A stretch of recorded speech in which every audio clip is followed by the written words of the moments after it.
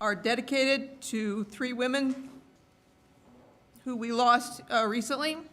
One, League of Women Voters U.S. President Deborah Ann Turner, and two longtime members of the League in North Dakota, Carol Zielinski and Kathy Hawken. Each represent the best of us. Their lives are powerful role models of the mission of the League to empower everyone to participate in our democracy. We thank all of you here tonight in joining us in that effort. The League of Women Voters, you see the sign here for Vote for One. We, along with Forum Communications, are creating a voter's guide for elections across the state of North Dakota, both for the June and November elections. Candidates, please look in your email or in your snail mail mailbox for an email or a letter asking you to fill out the answers to the Vote for One questions. And then these will be available throughout the state and throughout West Fargo, of course, and throughout the rest of the state for races across the state and through the voteforone.org website. And this will be going live on May the 9th for all voters. Let me give you a quick rundown for everybody to understand how we will proceed tonight. Questions are submitted by card. You will see volunteers with cards and with pens. You can ask for them, and then you can ask your question, then just hold it up. Somebody will come get it. They'll be screened for duplication and clarification, and then handed to me, and we will get to as many of them as possible. All questions will be answered by all of the candidates. And to begin tonight, we will have a 2-minute opening remark from each candidate, and then as the questions begin, each candidate will be getting 1 minute to answer the questions. And then at the conclusion of the question and answers, we will have a 1-minute closing remarks. We do have a timer with signs to help remind our candidates when their time is running down. And whenever you do hear the bell that your time is up, just complete your sentence or your thought, and then we'll move on to the next question. Ask me to repeat questions if you need to as we go along. And, I am reading what I'm being submitted. Our screeners will make it as clear as possible for as many questions as possible. We'll get as many as we can get in before we go to closing statements. We will start with Tyler Erickson with the first opening statement. Okay, thank you. Good evening, everybody. Thanks to everybody for coming out, and thanks to the League for sponsoring and moderating the event.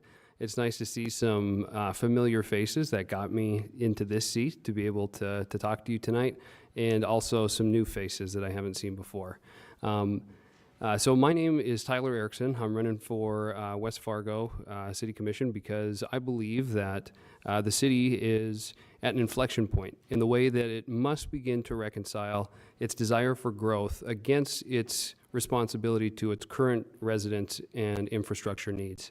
And I do believe that both of those goals can be simultaneously achieved, but to do so moving forward, from my perspective, the city has to do three things. Number one, it needs to more closely examine the necessity of economic development incentives to in turn, hopefully on the back end, bring in more revenue to the city.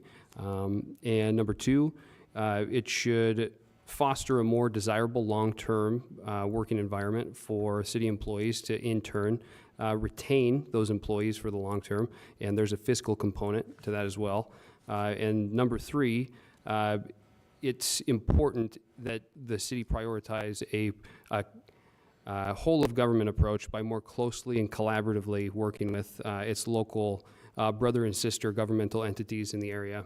If elected, I plan to address these three issues and work on these three issues as actively as possible so that we can more adequately fulfill those two goals of desirable growth and meeting our responsibility to our current residents and infrastructure needs. Thank you. Thank you. Rory Jorgensen. Thanks to the, excuse me, thanks to the League of Women Voters, Civic West, AARP, and all those in attendance for coming tonight to hear our thoughts and opinions. My name is Rory Jorgensen. I've been a lifelong resident of West Fargo, and I've watched West Fargo grow immensely over the years and excited to see that growth continue. I'm currently a reconstruction manager for a restoration company and have always worked in the blue-collar field or industry, mostly in the construction field, managing numerous multi-million-dollar projects. I'm married to my wife, Rhonda Jorgensen, who is a 25-year veteran of the West Fargo Police Department.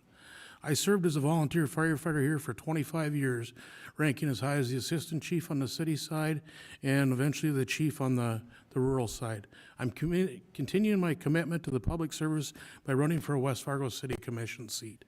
I've seen the growth of this town and had discussions with 2 previous mayors and several council members that experienced the burst of growth in the late 90s and 2000s about what they did right and what they did wrong.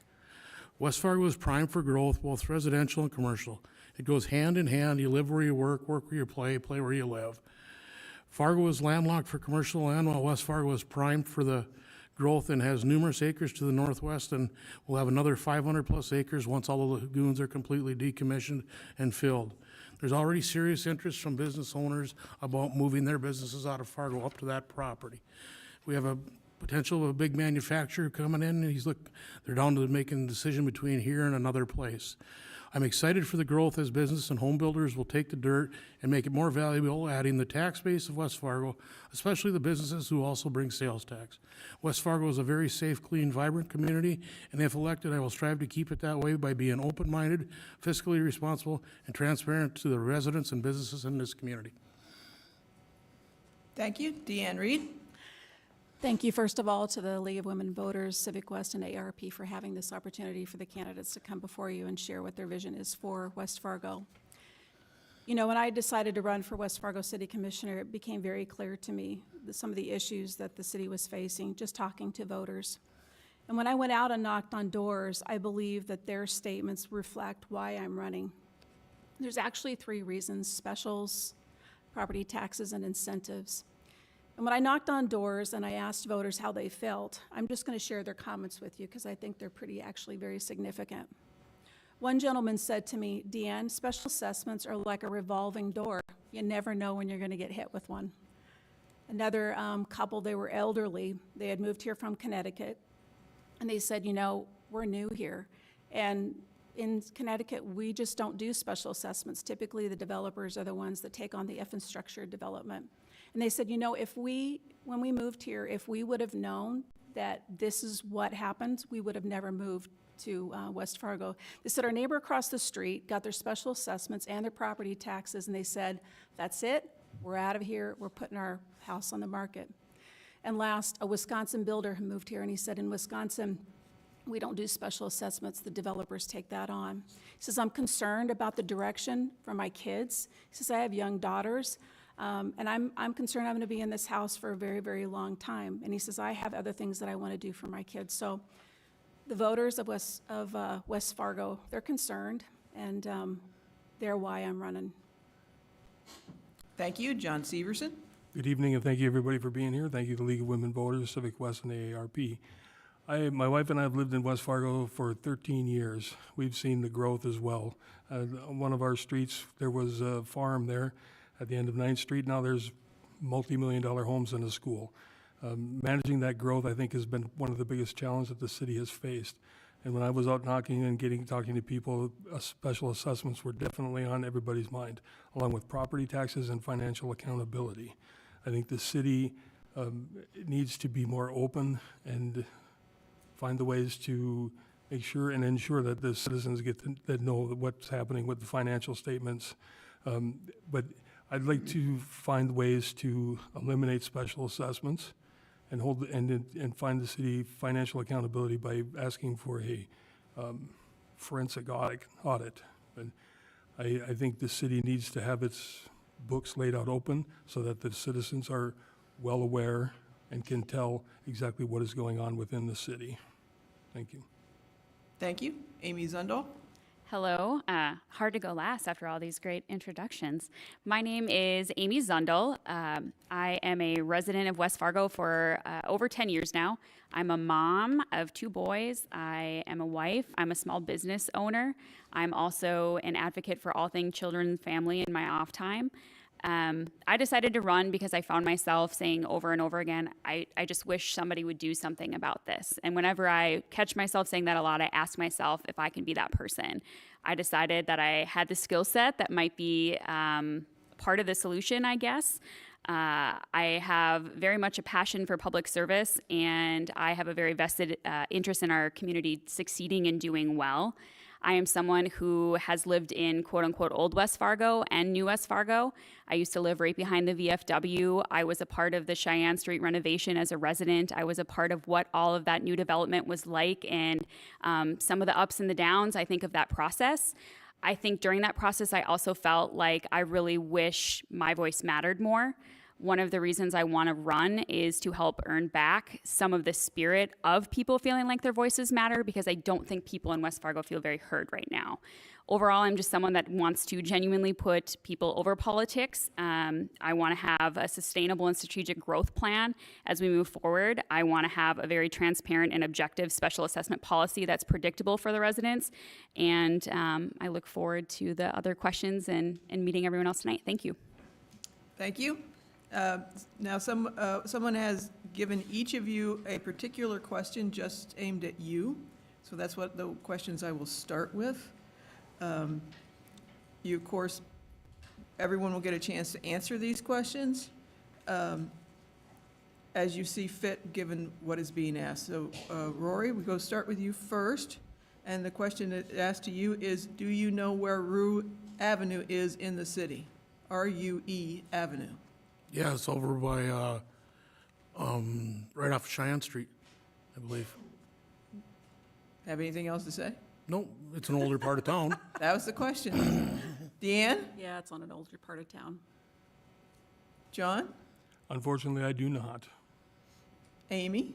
No, but it's going to be the first thing I look up when I leave here today. Tyler? No, but I do now. Deanne, the question you're being asked is, what is the 2024 total city budget? Wow, that's a good question. I have to think. You know what? I don't know if I know that off the top of my head. I don't. John? $37 million, I believe. I think that's up from $36 million the previous year. I can't tell you whether you're right or not. Amy? I was like looking for hints in the crowd. I think it's around $38 million. Either that or I'm missing a zero. Tyler? Yeah, I believe it's between 30 and $40 million. Rory? Just over that $35 million mark. John, this is yours. What do you see as things that you can help to guide our city? Can you repeat that, please? What do you see as things that you can help to guide our city? I think just bringing a leadership quality to you. I've been in leadership for a long time, and I think having open and honest communication and being available to the citizens, I think would make a huge difference. I think that's probably the biggest thing is just leadership. If you make a mistake, raise your hand and say we made a mistake and back up, but not being afraid of making a mistake, but trying to do the right thing. Amy? So I work full-time as a chiropractor, so my background is in science. I am a very data-driven person. I like numbers because I think they tell a story and they allow for a chance to kind of evaluate to see how things have gone. One of the things I would really like to see more of in the city is some basically key performance indicators. How close are we to our goal? Do we need to change anything to keep kind of the ship on direction of where it's supposed to go? And I just really want to be an approachable, authentic voice for the people of West Fargo. Tyler? I think one of the important things to keep in mind, as a city commission, we're not a managerial group for the city employees. We're a leadership group that provides guidance to the city employees. And if there's anything that I think that would be worthwhile to improve the city of West Fargo, is to address the turnover in the staff that we've been having. I'm a public employee. I know from a fiscal standpoint how expensive it is to lose employees and lose that institutional knowledge, and how that transfers over into lowering the quality of service that you're able to provide as a city to the residents that you serve. So if I had to pick one specific thing, it's the staff turnover. I think that's going to be my main priority during my campaign and if I'm elected. Rory, Can you please repeat the question? what do you see as things that you can help to guide our city? Well, I'm very versed with being on the fire department for 25 years. I know the ins and out of that. Also with the police department, people said I should talk to Pete Nielsen, the chief. I've known Pete since I was 10 years old. I'm very versed on what the city workings are and where they need to be, and giving them the right tools to perform their job and keep West Fargo safe and keep moving forward. Deanne? Yeah, I think number one would probably be culture. You know, the culture of a city matters just like a business and or an organization. I think the other part of it too is long-term planning. I think one of the mechanisms that the city has used, which is the special assessment tool, has to change. I think I have a plan to be able to address that. And I think that the city employees, they know that. And I think that they're actually ready for some changes. And I think that's one thing that I can actually help with is, you know, helping with the culture, and then also too making sure that there's a plan in place that we can move forward on that's actually, you know, a good plan to do. Thank you. Amy, this one is the one directed at you. What made you decide to run for office? Wow, that's a good question. I think it goes back to just my introduction. I genuinely don't like to be the person on the sidelines critiquing how everything else is going. I have a very high attention to detail, and I'm kind of, I think, probably known by people who know me well as the squeaky wheel, who is kind of the continual person that's always following up on stuff. I just really want to see West Fargo to continue to grow and flourish into something that my children want to still be a part of, you know, long after I'm gone. And I'm just looking forward to seeing where the city grows. Tyler? To be completely candid, I consider myself to be a student in many areas of my life, and this is one of those specific areas. I'm looking forward to learning about the city of West Fargo and just the functionalities of municipal government. And so from a selfish point of view, I'm eager to learn about all of the different tools that we have to serve the residents. And then also, in one of my other roles that I do on a day-to-day, month-to-month basis is I serve on the NDPERS Board of Trustees. And through that, I've learned that it's very valuable to have differing disciplines and differing perspectives on a governing board. And, you know, for PERS, for example, we have engineers, we have accountants, we have lawyers. I'm the only lawyer on there, but we have plenty of different perspectives and there's strength in that. And so I'm hoping to provide that additional perspective, and I think that it could benefit the commission and the residents. Rory? Been talking to a lot of people for well over a year now, not only residents, but business owners that reside in town and business owners that don't reside in town. They don't feel that their voices are being heard enough, especially the ones that live out of town. I mean, they're paying property tax, they're bringing in sales tax. They like my openness, my fresh ideas, my positive solutions, and willingness to be hear what they have to say, and when they bring the problems along with the solutions and the bad, because if they think it's a great idea, somebody's not gonna. So I need to see both sides from their perspective. Deanne? Yeah, I mean, I think one of the reasons why I'm running is because I see the direction that West Fargo is going, and we're I think the second fastest growing city in the state, and which is a really good thing. But I think unmanaged growth is like a bad test tube experiment where it exudes its ability to be able to manage what you have in front of it. And I think what I'm hearing from the citizens is mostly, look, we're at a place, we just can't take any more property taxes, we can't take any more specials. And so I'm running just because of those two issues. John?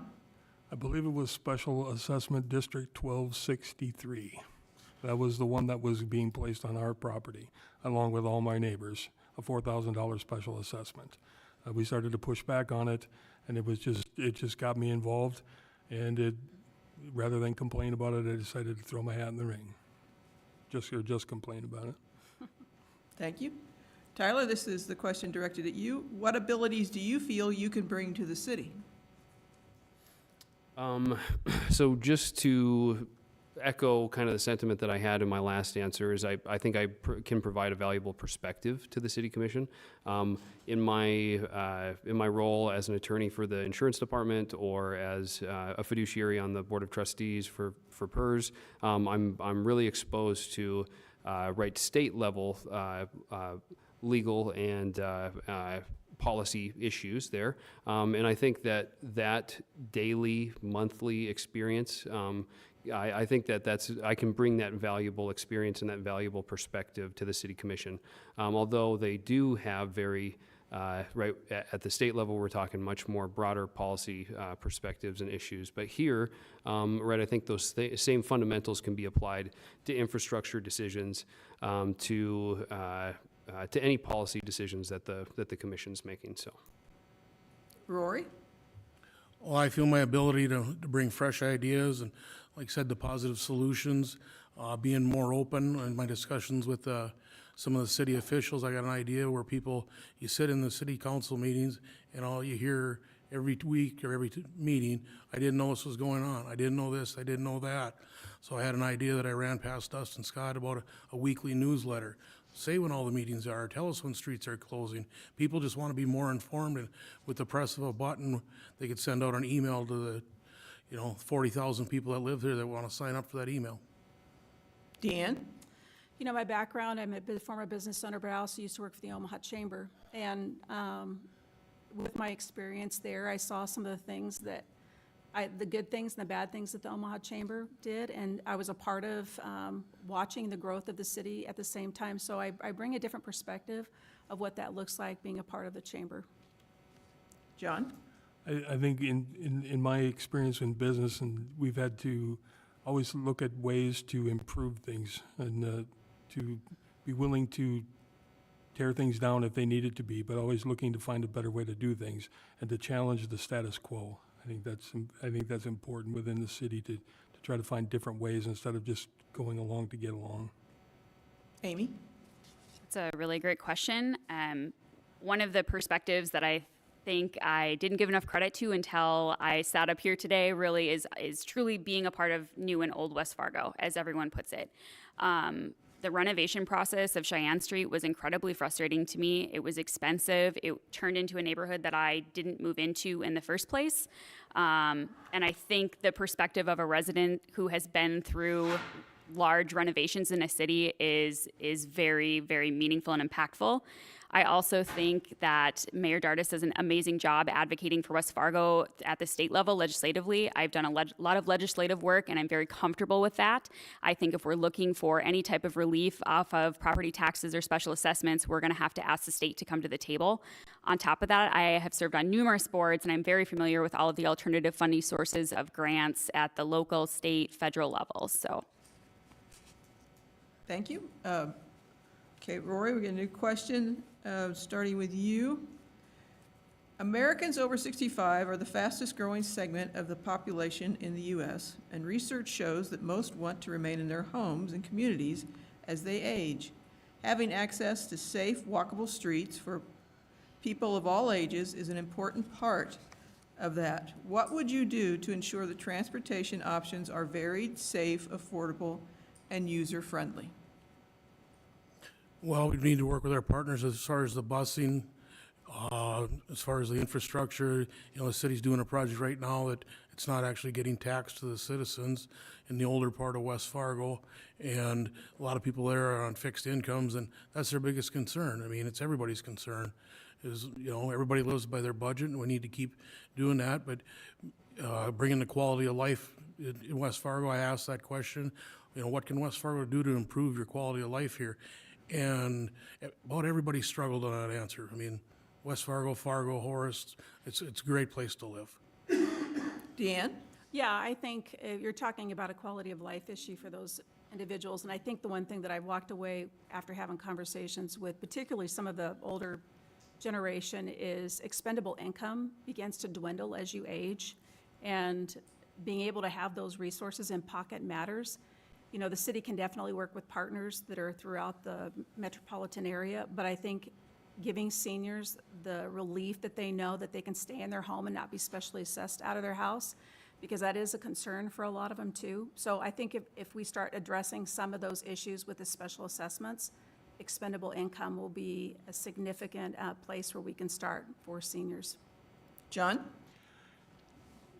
Quality of life, I don't know that the city provides you a quality of life. I think you make a quality of life yourself. And I think if you've worked 30 years and you've paid off your home, but then you find yourself with property taxes higher than you can afford to stay in there once you get on a fixed income, I think that definitely impacts your quality of life. So I think if the city reducing its debt, eliminating any waste within the city will increase the citizens' quality of life just by the fact of not being involved in their life.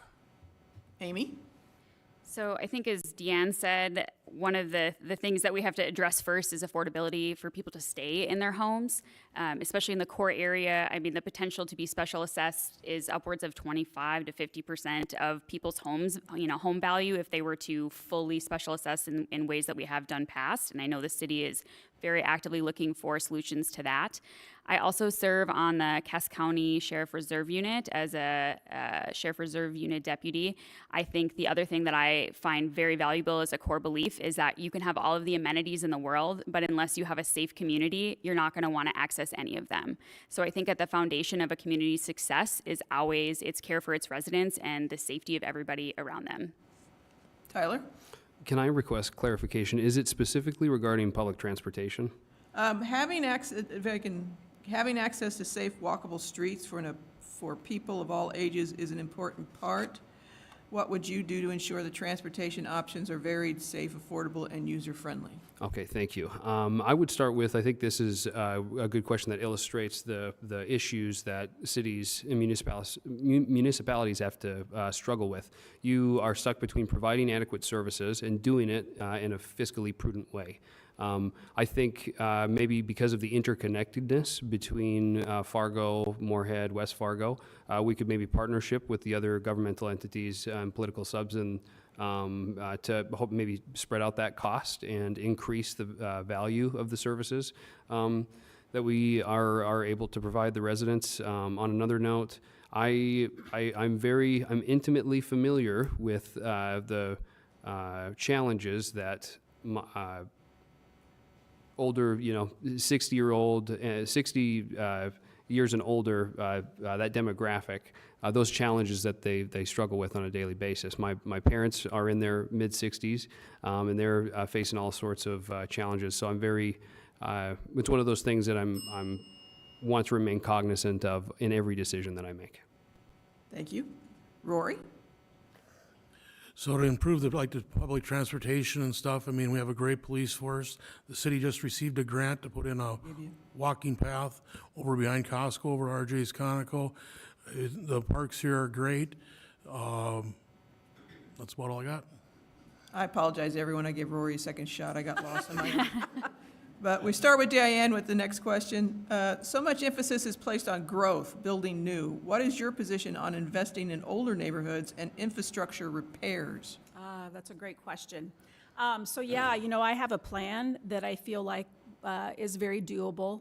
I think one of the things that the city can actually look at long-term is, our budget's what, $35 million to run the city. What do we need from property owners to be able to meet that need? Is it 4%? Is it 5%? And then from that, be able to determine what projects we need to set up first. And I think the city's actually got a plan in place right now where they're trying to look long-term to do that. But to have that funnel of money, that money coming in that they can have access to on a regular basis actually does do some relief for the special assessment piece of it. And so, there's some other things, some components that we can add to that too. Do we need to think about adding a utility fee to our utility bill? Is it $10? I don't know. But that can actually add a coffer, a place for us to be able to have some money that we can actually come in and tap into. Thank you. John? I know we talk a lot about old West Fargo and new West Fargo, but I think it's all just really is West Fargo. I think we need to look at not just taking care of the growth in the new areas. You have to always maintain the old stuff. The older part of town is just as important as the newer parts of town. And when you talk about growth, if you blow up a balloon, sooner or later it's going to pop if you let it go too big. So I think you need to maintain the growth and do it strategically and do it so that you're not overextending. Amy? Can you repeat the question for me, please? So much emphasis is placed on growth, building new. What is your position on investing in older neighborhoods and infrastructure repairs? Sure. So again, I really circle back to, I think it's pivotal that we prioritize our current residents. I think that we have $543 million of core area infrastructure improvements that we can do. I think our schools are very near capacity, and there was a recent, failed bond referendum, and we need solutions for that. So I'm more focused on fixing what we currently have to fix. I think part of the difficulty on a commission is balancing that very narrow line of when is it good to do preventative maintenance so that we're saving money in the very long term versus what we're charging in the short term. So I think just very carefully looking at when we're doing things and why is going to be important. Thank you. Tyler? I think one of the main things to keep in mind when we're making decisions about current infrastructure is we have to be able to sell the idea to the current residents in the way that they understand that it's in their best interest to get these things done quickly and early. Because if they don't, on the back end, how much it's going to cost the city and them as a resident cost share in the infrastructure maintenance. I think that at ground zero, it has to be sold. If we make a decision as the commission not to maintain those infrastructure needs, then ultimately it's the resident on the back end who will suffer, I believe.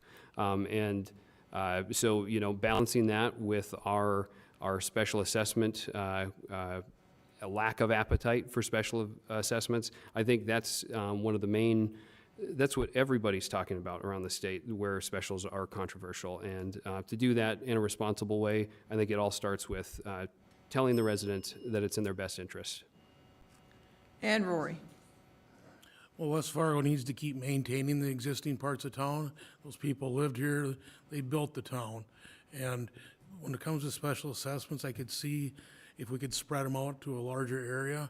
I mean, how many roads do you use that, when it comes to special assessment, that you don't get billed for? I live way on the north end of town. When those roads up there get redone, I'd like to see the 4 big businesses that have beat that road up with all their semi-traffic. But the citizens up there are going to be the ones taking the brunt of it. It should be assessed differently between businesses and residential. Thank you. John, we start with you. West Fargo does not have a senior center. How could the city help to create a senior center? How can you help? I guess you can always fund a senior center, but I think there probably are areas there's probably an opportunity at the new Wex building, or maybe in the police department here when they redo the police department, to add a senior center or a senior area. Amy?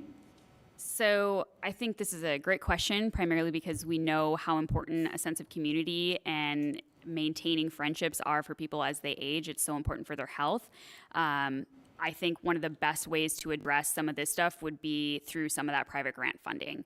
I think there are endless sources of grants to find out there, everything from private business grants to state grants to federal grants. Perhaps finding something there would be a great place to start for money. And then in the meantime, just ensuring that any gaps in services we have, we can address them. Tyler? I think one of the main things to keep in mind is that no matter where you go around the country, we have an aging population, and to stay cognizant of the challenges on a community size level to address those things. I am generally, from my opening, I'm generally against, at this point in time, economic development incentives, but in light of the fact that I don't exactly know what a senior center is, if we could have that defined, I'm not really sure what that is. That would be one of those particular projects where I think that a economic development incentive would be more than worthwhile to help put something like that together. Rory? No, I strongly agree that a senior center is needed. Also with a community center, people have asked for years, why doesn't West Fargo have a community center where they can go rent it out or do things?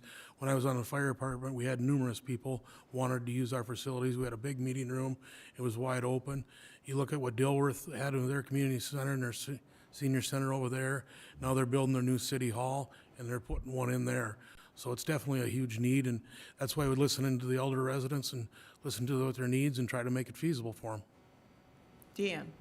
Yeah, I'm probably going to be the dissenting voice on this, just because I always go back to, we had a referendum that was just recently, the school wanted to pass. And one of the things that I heard from the citizens was, it's too much, we can't afford it. And so I guess I would go to, is it on the plate of the city commission to be able to say, we need to add one more thing to our plate right now financially? So, and I get it, I had aging parents, and my husband's mom's almost 85, she'll be 85 this year. But I'm just curious, is this really something that we want to be able, because the funding has to come from somewhere, and it's ultimately going to come from the citizens of West Fargo. So I think we need to think about, is that a path we really want to take? Thank you. Amy, we start with you with the next question. Will you support establishing a new library in West Fargo, like the new Moorhead Library? I will be the first to say I do not know anything about the new Moorhead Library. I'm happy that the West Fargo Library has a new place in the WEX building coming up. I've been to their events. I think the library is extremely well attended. I think this, again, circles back to something that Deanne said, is how are we going to fund it?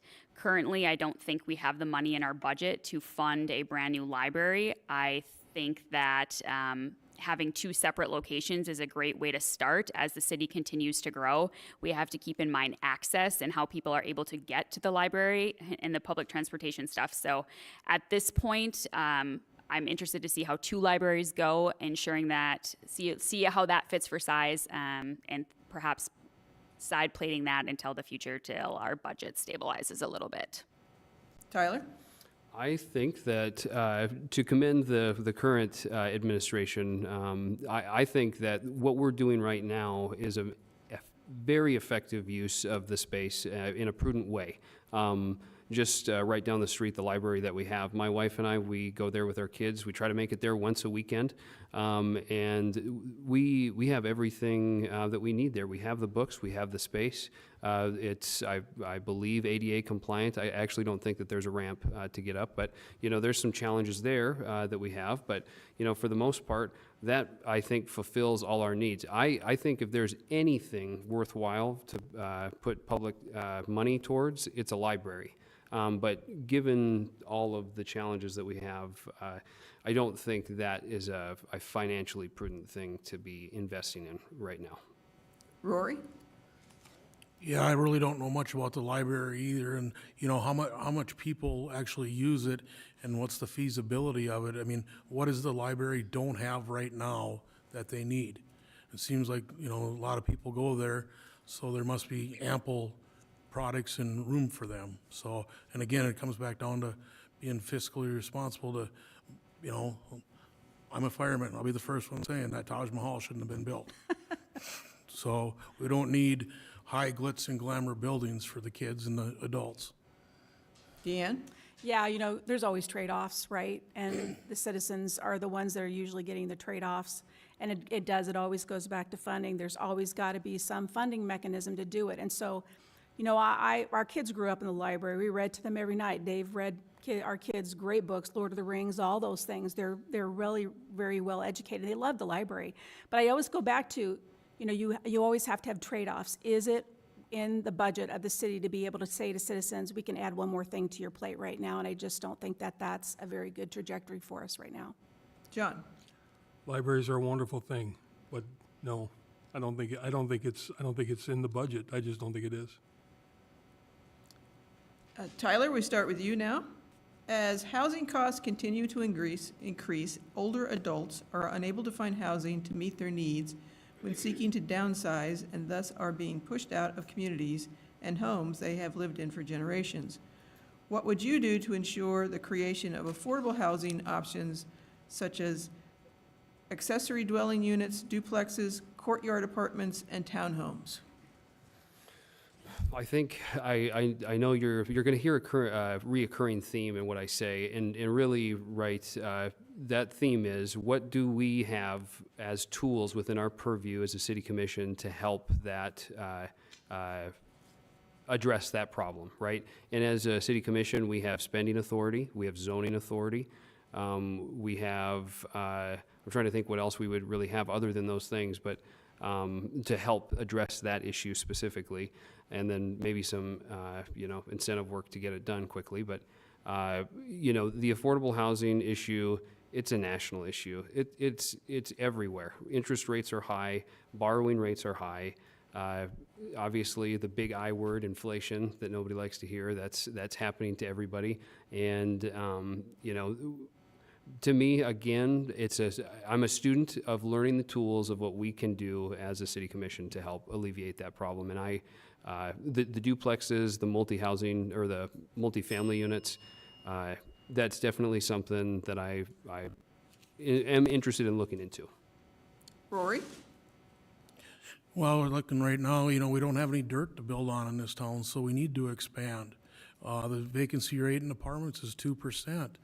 If we can expand and build some affordable housing in our current dirt, it takes the price of the dirt and goes from, what's land over here, like $12,000 an acre now, and if we can put $150,000 to $300,000 homes, it's going to increase the tax base. It's also going to create more work for the city employees, but if we can control that growth, I think it'll help everything. And then that tax incentive for the first $150,000, you go to the city meetings, and Moorhead and Dilworth just laugh because theirs is unlimited. I mean, they're more than welcome to take people over there. Deanne? Yeah, I'm sorry, I'm going to beat a dead horse, but special assessments, you guys, as you age, when you get into your 70s, I mean, I've heard stories of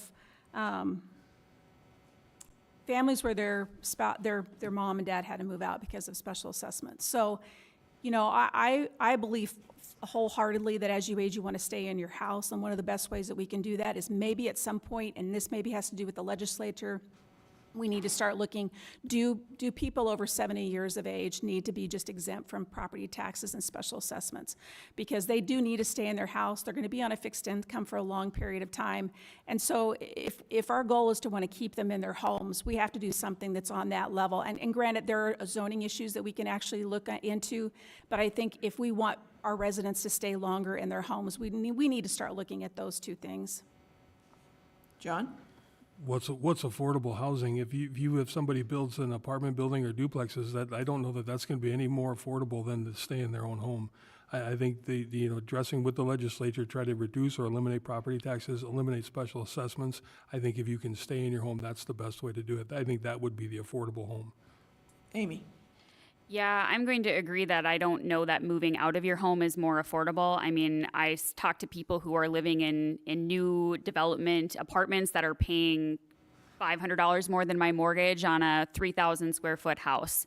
I think that I would love to see more private programs continue to pop up. The Gate City Bank has kind of that a low interest home improvement, incentive to, or low interest rate to kind of fix anything in a home that needs to be broken or it needs to be fixed. I also think that it would be interesting to shift away from the new home tax exemption. Perhaps we can look into doing things where, again, we're providing some property tax relief for those people to stay in their homes as opposed to move out of our homes.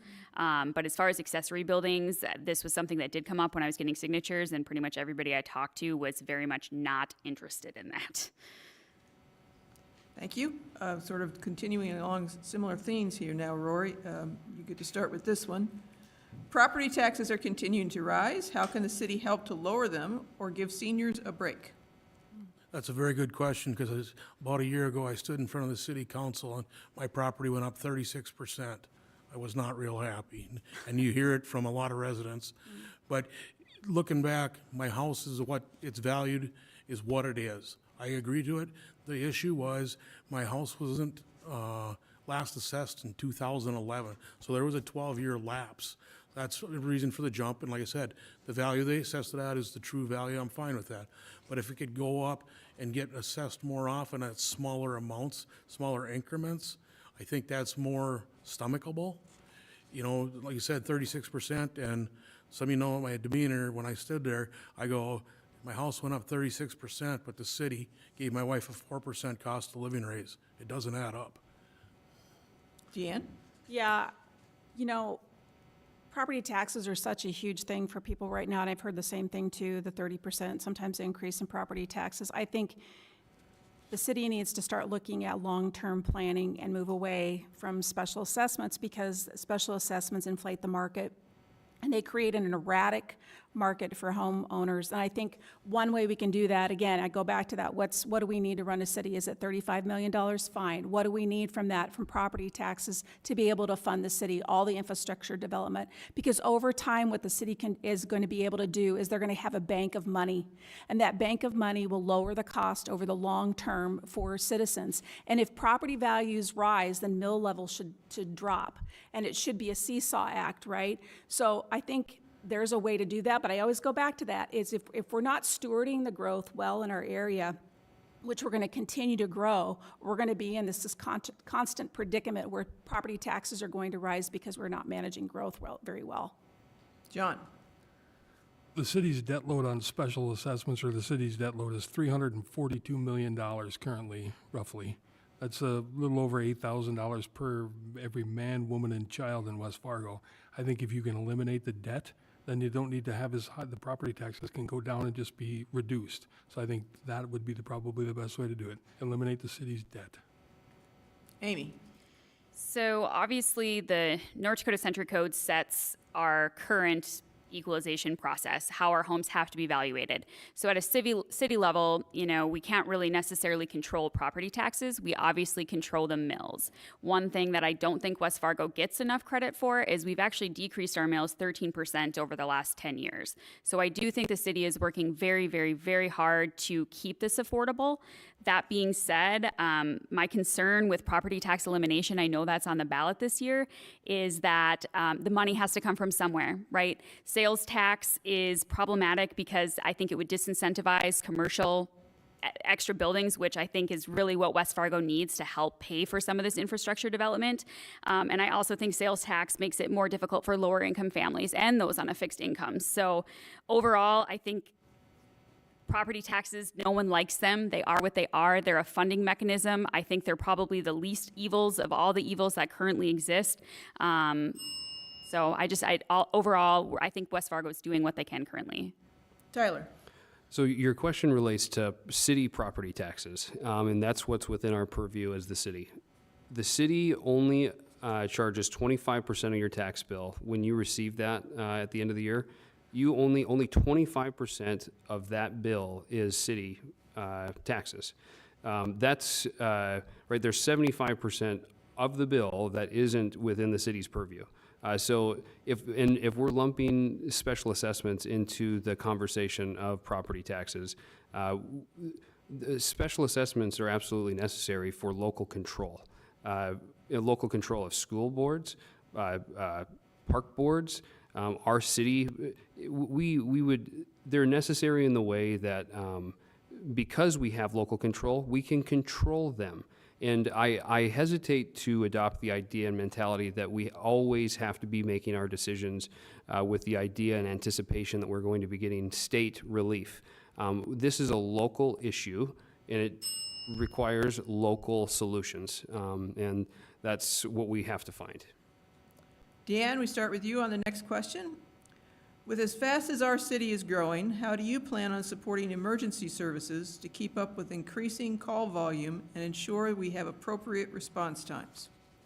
Yeah, that's a good question, because it really, you know, how you manage that really is through the budget. And my fear, after talking with city and, you know, the police department and whatnot, is that we won't be able to keep up with that growth.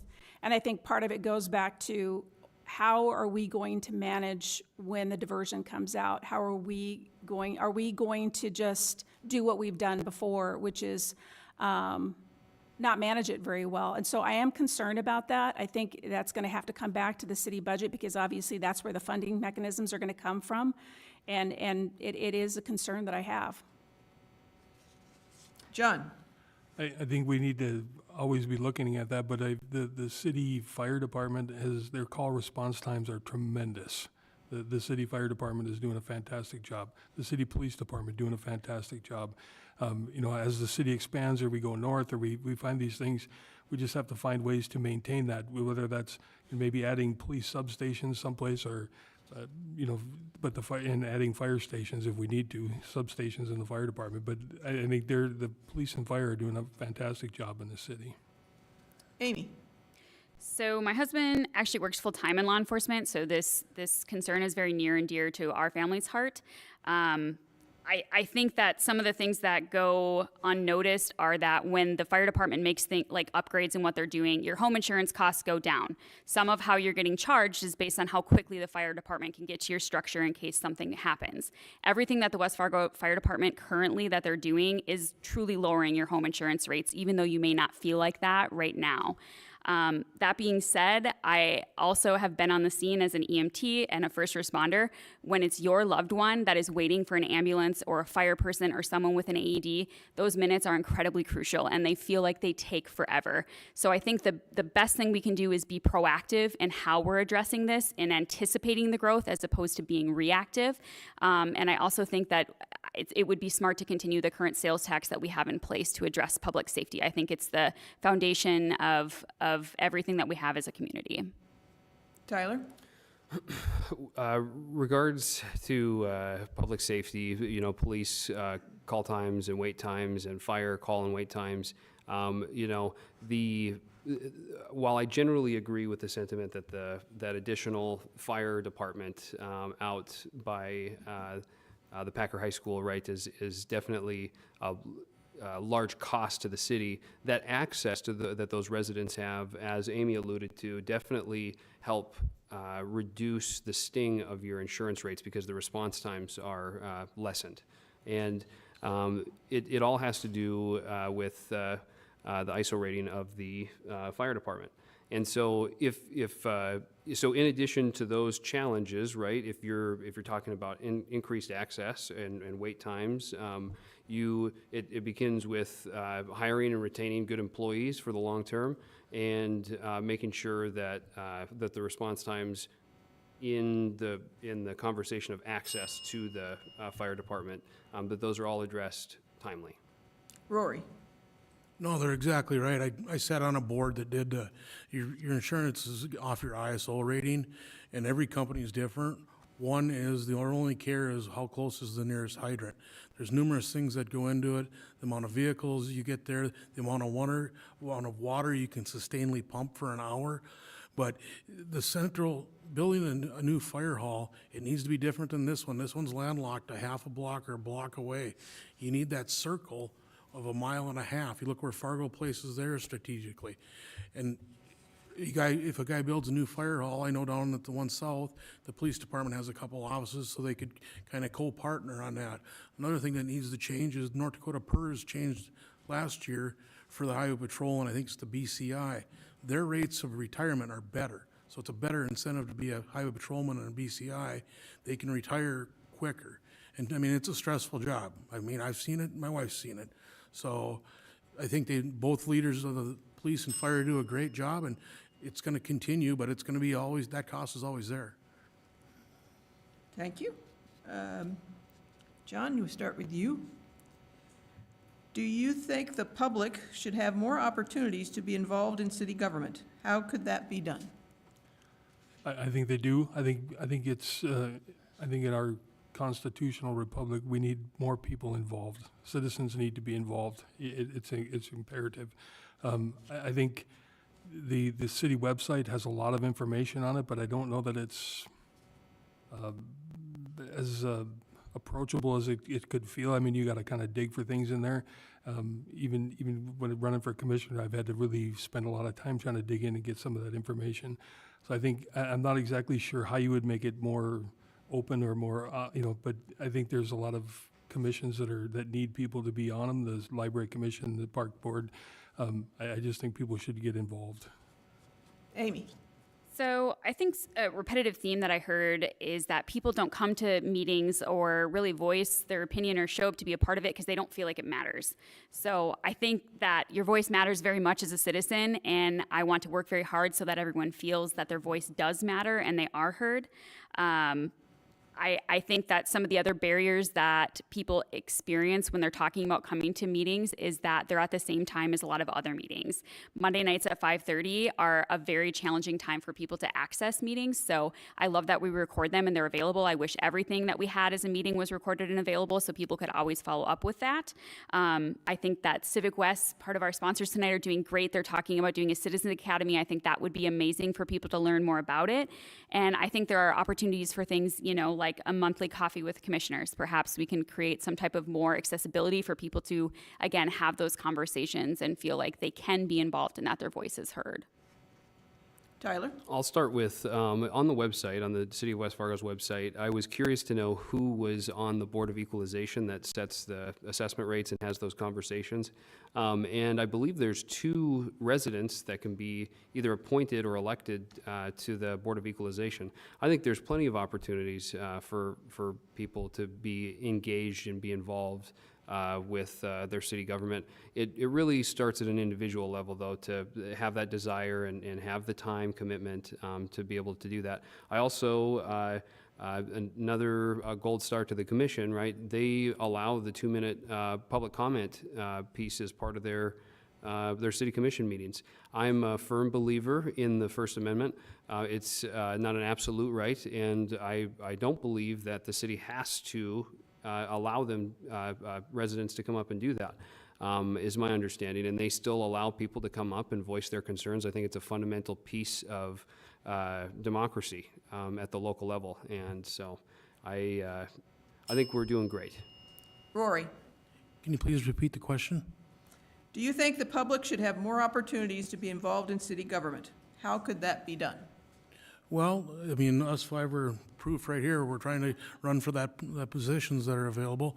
All these fine folks in the audience that took time out of their busy schedules, away from their kids to come here, answer the questions and get informed and make a great decision when it comes June 11th. I think, being more transparent, like I said, I mentioned that newsletter going out earlier. Here's what times you can be here, and give them more than one option for a meeting. If there's got to be 2, and also, again, the 2.5-minute open forum, there's hardly anybody that gets up and talks, but you go to the coffee shop or the tavern, they got all the answers, and they don't come and get to what's really in front of them. Deanne? Yeah, this is a great question, and I love it actually because we were talking about an aging population here in North Dakota. And many of our retirees they are former city engineers themselves. They are MIT graduates, they are business owners, they are real estate developers, and a lot of those guys have a lot of good answers to some of the directions that we actually need. And so you put those bright individuals in a room, and I know that they can help come up with a plan that what we need to do to help to move West Fargo to where we need to be as far as the growth. And I think maybe we may need to think about, do we need to do advisory boards with those individuals so they can help with the long-term planning? Amy, we start with you with the next question. The city of West Fargo doesn't have a large indoor auditorium for concerts and lectures. How can we get that facility? I think that this would be a private business entity that would step up to the plate to do this. Again, we hear over and over again that people just don't want to fund stuff. I mean, we're turning down bond referendums for schools that are almost at capacity. And everybody is saying over and over again that enough is enough. So while I value that, I think, I love the concert area at the lights. I love that we have Blue Stem across the river. I love that we have many areas for things like this. We have NDSU. I think there are many opportunities to have that currently exist. Shields Arena. I don't think that that's the responsibility of the city, and I would encourage if there's an interest for that a private developer be the one to do that. Tyler? I think that most people are familiar with the lights too, and I think that that would be that's one thing that the county school board and the city commission have agreed to go forward with a tax incentive financing type of financing tool, and so that would, I think, fulfill that goal and fulfill that need. I was happy to hear during one of the last commission meetings that there was one of the commissioners tried to highlight the fact that it's important that the private businesses try to find private grants or other private funding so that we aren't losing out on that backside revenue with the TIF for so long, because the revenue is something that we definitely need now, because there's so many projects that need to be done, and it can't be overstressed how important that is to get that revenue. Rory? Well, I completely agree with most of the people on the panel. It has to be a privately funded deal. I mean, the city, when they took over the Dome, it was in the red for years. So I know another event center would bring a lot of revenue, sales tax, lodging tax into town, but other than maybe an incentive on the property, I think it's totally private. Deanne? Yeah, that needs to be privately funded. John? It's a private sector issue, but I mean, you have Shields Arena, you have the Fargo Dome, you have Blue Stem. There's plenty of opportunities for concerts, the lights. I mean, there's plenty of opportunities around, but I think anything extra would be privately done. We're going to do one more question. I thank everybody in the audience for your questions. I'm sorry we didn't get to yours. Do talk to the candidates afterwards. I'm sure they would be happy to answer your question. This will be our 15th question. So you all have done very well. Take a little drink if you need to. And then we'll go into closing statements after this. And we start with Tyler. The current commission recently voted against an annual review of the home buyer's 2-year tax abatement. If elected, do you agree this is an item/issue that should be reviewed? I'd need more than a minute to talk about this, but I do agree that I think that the abatement should be revisited on an annual basis. Again, thinking about if we're incentivizing people based on a 2-year incentive to make a 20 to 25-year decision, that's a great idea. But if that incentive isn't the reason people are buying homes, right? The question comes to, is it necessary to have it all? And I know that the idea, I'm sure, I don't know the other commissioners' views, but I'm sure we have to remain competitive with other municipalities in the area. And so, so that's a glaring concern or challenge that we have to address. I do think I would be in favor of revisiting that on an annual basis. I think anytime we have an opportunity to bring more revenue into the city, I think that should be looked at as often as possible. Rory? I completely agree with the 2-year tax abatement, but it's a 2-year tax abatement. It's not a yearly tax abatement. So after the first year, we're going to take the money back from the people. So if it's every 2 years, but there's so many every year, how do you address it individually? So I think it's working the way it is, and keep it as is, because if I've built a house and all of a sudden in 1 year, well, your tax abatement's up, we changed our mind. You'd have a lot of mad people at you. Deanne? I think we need to start asking ourselves, what are we incentivizing? Are we incentivizing people just to purchase a house? Because part of the problem with that, a new home, is that when people get into a new home, if the house is $300,000 and the incentives or the specials that are added to it are, let's just say, 50, what we're doing unintentionally is we're slowly eroding the core of the city.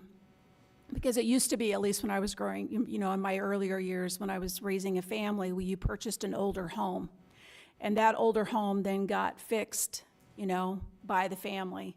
And I'm concerned that we're actually eroding the city by doing these incentives this way, because it's basically getting homeowners into homes they can't afford later on in life. And then they get, after that 2-year tax abatement is up, they get that bill. And I can't tell you how many stories I've heard of people saying, I'm out of here. It's too expensive. And so I think we need to ask ourselves, like I said, what are we doing and what are we incentivizing? We need to think about that. John? I agree. I'm not against a yearly review, but I don't think it should be. If you've given a 2-year tax abatement, it should be that's it, you got a 2-year tax abatement. I think what we should really do is just eliminate the tax abatement. You're taking money from new growth and you're incentivizing that while we're trying to special assess, old West Fargo and make them pay, way more than they should be for this, what's gonna have to be done. I just think you should do away with the incentive completely. Amy? So I think incentives, like anything, are a tool. They're not inherently good or bad. They're just something that we should continually assess on if they're being applied appropriately. I have yet to meet someone who said they moved to West Fargo because of the, property tax abatement. Obviously, everybody around here has that, so we're not necessarily unique, but I think West Fargo has its own appeal to people. They want to be here for our schools and our community and how we are different than the people that are around us. I think right now we definitely need to be focusing on growing our commercial tax base and ways to do that. So again, overall in the long term, we can take some of this stress off the residents to pay for ongoing infrastructure through things like sales tax. So I absolutely think it should be reviewed annually. The people that have them that are in currently, of course, I think we should honor whatever they've been given existing, but absolutely continually reviewed. Rory, you get to have the first closing statement. Well, again, I'd like to thank all the hosts. I appreciate all those that attended tonight and having the opportunity to listen to your concerns and answer some of your questions. I will stay around after we are completed to answer or discuss anything else you'd like to hear my response or view on. My goal is to focus on the growth, the fiscal responsibility, and common sense within the city government. I want to bring fresh ideas, positive solutions, and openness to listen to the ideas and concerns of the taxpayers of this great town. West Fargo is heading for sizable growth in the incoming years. As a council member, I would aim to make it happen physically and financially with a well-laid-out plan. I've been talking to realtors, developers, builders to hear what their customers are looking for as we can get in front of what their needs and wants are going to be. West Fargo still needs to keep maintaining the existing parts of the city at a financial responsible rate. I think they're trying to do that now with that sewer that they're doing. I think there's ways that the state can assist us with lower end loans. I mean, the legacy fund, it's for a rainy day, but it's been raining for how many years? That thing hasn't shed a drop. Just one closing deal. In closing, I greatly appreciate your opportunity for your vote. I applaud all the members here for their knowledge today. And being the next city council member and having the opportunity to keep making West Fargo a great place to live, play, and work and do business. Deanne? Yeah, thanks AARP, Civic West, and the League of Women Voters for giving us the opportunity to share with you guys today what our visions are for West Fargo. The city has one specific role, and it's to provide essential services, and that's really just pretty much the role of the city. And I think the other role of the city is to keep things low, sustainable, and predictable when it comes to our taxes. Because right now we're creating an erratic market for home owners and for business owners. And so I think if we as a city start to think long-term about the growth and how we're going to manage it, we're going to attract more businesses to this area, I think, and we keep taxes low, I think we'll be in a better spot. John? Again, I'd like to thank everybody for coming, especially in the audience who came and sat through this. I think West Fargo is a fantastic place to live. I've lived in big cities, I've lived in small cities, and West Fargo is one of the best I've ever lived in. I think we need to try to focus on maintaining where it's at while still looking at future opportunities. But I think just controlling the growth, expanding growth with financial accountability to it, I think is one of the things that I would like to see happen. But I'd like to maintain the West Fargo way of life long into the future. Thank you. Amy? Thank you so much, everybody who showed up today and asked questions.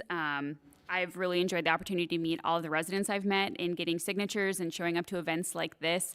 I've seen parts of West Fargo that I didn't know existed. As question 1 demonstrated, there is still lots to learn in that category, and I'll be finding that map afterwards. But overall, it was really important to me to run an authentic campaign. I wanted to show up as who I am authentically and to not make promises I didn't think I could keep. I've worked very hard to be informed on the things that are going on in the city.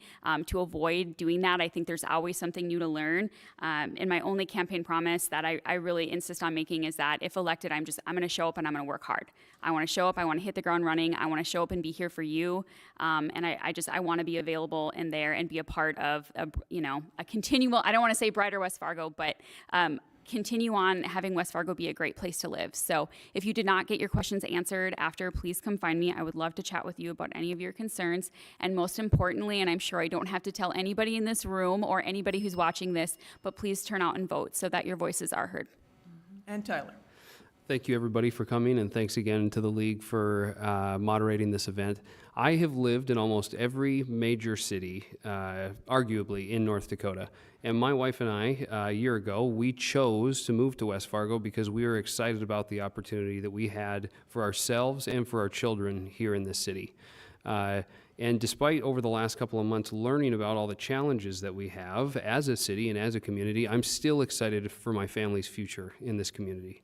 In my professional life, I work as a fiduciary every day. And to work as a fiduciary means that you're simply in the business of making decisions in the best interests of others with diligence and prudence. I similarly view the role as a city commissioner the same way. Simply to make decisions in the best interests of all with no favoritism so that we can all move together towards one common goal. If elected, I plan to work on behalf of all of the residents of West Fargo so that we can continue being a desirable place where people are excited to build their futures and grow their families. Thank you. Thank you to all of our co-sponsors tonight, to all of our volunteers, to our lovely audience for your participation. I want to nudge the candidates once more about 411 questions. Please look for that email and/or letter from it'll either say Vote 411 or it might say League of Women Voters North Dakota Vote 411. And also nudge the audience members to go to vote411.org to see, as it opens up on May the 9th, to see questions answered from candidates across the state. As many as we can get to answer them. We will be putting them up here. A quick reminder, we do have two more coming up next week in Fargo. On Monday will be the Fargo Port Board and the Fargo School Board at 6 o'clock. And then in the Fargo City Commission chambers. And on Wednesday at the same time and place will be forums for Cass County Commission District 5 and Fargo City Commission. See more on the League of Women Voters Red River Valley Sports Facebook page. And I want all of us to please give these wonderful candidates, these people who have given their time and effort to expand our democracy, a great round of applause to finish tonight.